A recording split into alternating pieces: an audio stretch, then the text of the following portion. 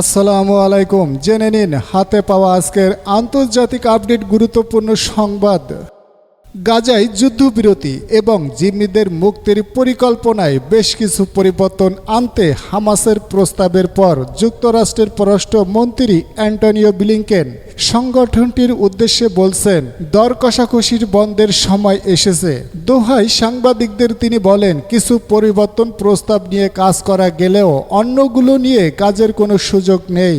তবে যুক্তরাষ্ট্র এবং আলোচনার মধ্যস্থতাকারী কাতার ও মিশর চুক্তিটি করতে চেষ্টা করে যাবে।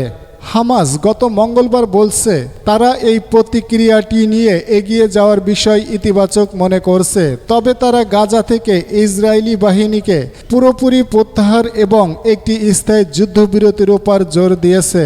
ইসরায়েলের সরকার এই নিয়ে কোনো মন্তব্য করেনি, তবে নাম প্রকাশে অনিচ্ছুক একজন কর্মকর্তা বলছেন, ফিলিস্তিনি সশস্ত্র গোষ্ঠীটি এই প্রতিক্রিয়া প্রত্যাখ্যানের মতোই। এদিকে যুক্তরাষ্ট্রের প্রেসিডেন্ট জো বাইডেন যে প্রস্তাব 12 দিন আগে দেওয়ার কথা বলছেন, তা ইসরায়েলের প্রধানমন্ত্রী বেনিয়ামিন নেতানিয়াহু এখনও প্রকাশ্যে কোনো অনুমোদন করেনি।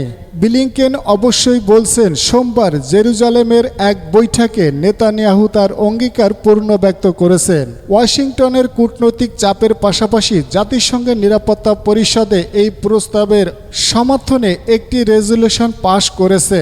উপসাগরীয় দেশটিতে কূটনৈতিক এই সফরের মাধ্যমে ব্লিংকেন আঞ্চলিক সংকট সমাধানের চেষ্টা করছে। তার প্রেসফুলে বিবিসিও অংশ নিয়েছিল। পরবর্তী আপডেট ও নির্ভুল সংবাদ পেতে সঙ্গে থাকবেন। আল্লাহ হাফেজ।